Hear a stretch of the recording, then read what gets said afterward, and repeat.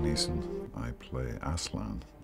I played the voice of Aslan, who's a lion and is a kind of a guardian angel, guardian spirit in the Chronicles of Narnia. You have returned for a reason. You have come far.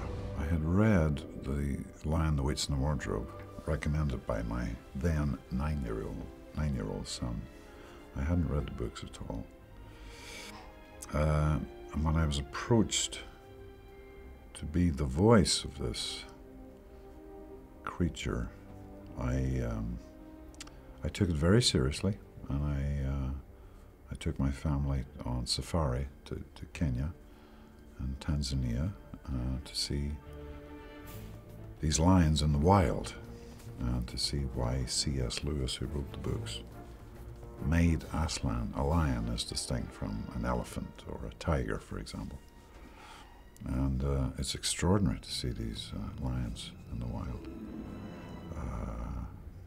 Killing, eating, mating, roaring, and you can see why they are the kings of the jungle.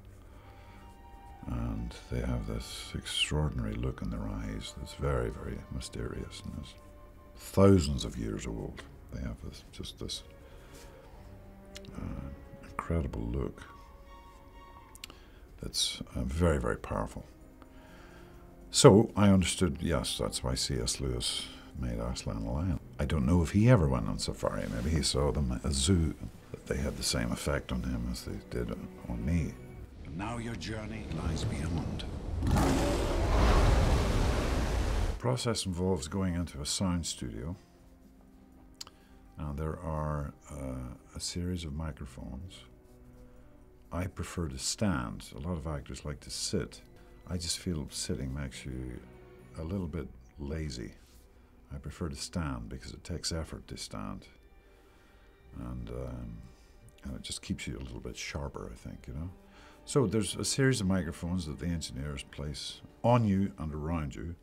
We also had a little camera that focused on my mouth, so that when I was recording Aslan's lines, the computer graphic engineers, whiz kids, would very subtly use my mouth movements and put it onto the lion.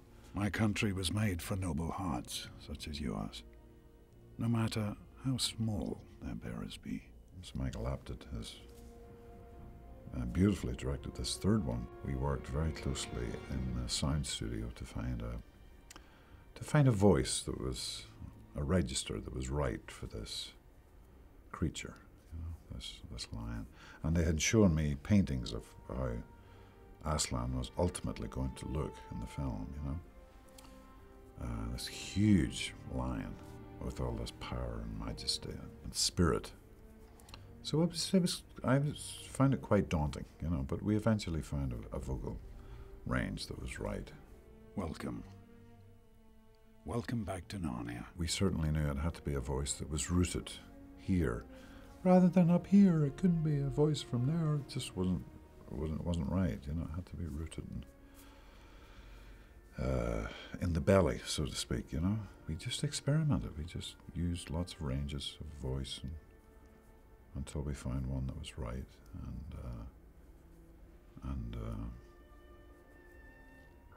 and he played them back for me so I could hear it myself and see, did the voice marry with the